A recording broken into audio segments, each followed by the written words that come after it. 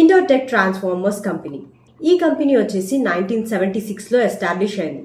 కాంచీపురం, తమిళనాడులో head quarters అనేది ఉంది. అండ్ ఈ కంపెనీ పేరెంట్ కంపెనీ వచ్చేసి Shirdi Sai electricals limited.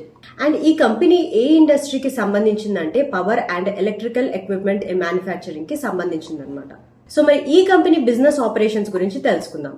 So power transformers లో అప్ టు 200 MVA కెపాసిటీ వరకు మ్యానుఫ్యాక్చర్ చేస్తుంది ఈ కంపెనీ.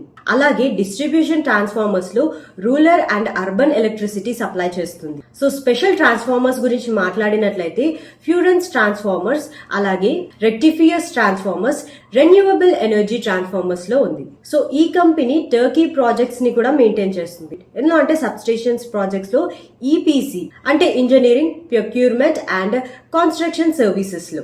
సో ఇప్పుడు స్టాక్ మార్కెట్ ఎక్స్పర్ట్స్ ప్రకారం ఫినాన్షియల్ ఓవర్ వ్యూ ఎలా ఉందో చూద్దాం. రెవెన్యూ వచ్చేసి అప్రాక్సిమేట్లీ 600+ crores లో ఉంది.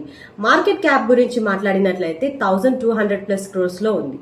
కీ క్లయింట్స్ వచ్చేసి వీళ్ళకి స్టేట్ ఎలక్ట్రిసిటీ బోర్డ్స్, అలాగే NTPC, power grid corporation, renewable energy developers నుంచి వీళ్ళకి క్లయింట్స్ అనేది ఎక్కువ ఉన్నారు. ఇండియోటెక్ సౌత్ ఇండియాలో ఒక ఫస్ట్ కంపెనీ పవర్ అలాగే డిస్ట్రిబ్యూషన్ ట్రాన్స్ఫార్మర్స్ మ్యానుఫ్యాక్చర్ చేసిన కంపెనీ. ఈ కంపెనీ వచ్చేసి ISO certified manufacturing units with advanced testing facilities తో ఉంది. అలాగే రెన్యూవబుల్ ఎనర్జీ ఇంటిగ్రేషన్ కోసం కూడా కస్టమైజ్డ్ ట్రాన్స్ఫార్మేషన్స్ సప్లై చేస్తుంది. సో ఫైనల్లీ ఇండోటెక్ ట్రాన్స్ఫార్మర్స్ లిమిటెడ్ ఇండియాలో పవర్ సెక్టార్ బ్యాక్ బోన్ కి ఒక స్ట్రాంగ్ సపోర్ట్ సిస్టమ్ లా పనిచేస్తుంది. అలాగే ట్రాన్స్మిషన్ అండ్ డిస్ట్రిబ్యూషన్ ఇన్ఫ్రాస్ట్రక్చర్ ని స్ట్రెంథెన్ చేయడంలో ఇండోటెక్ కి ఒక మంచి రోల్ ఉందని ఎక్స్పర్ట్స్ చెప్తున్నారు.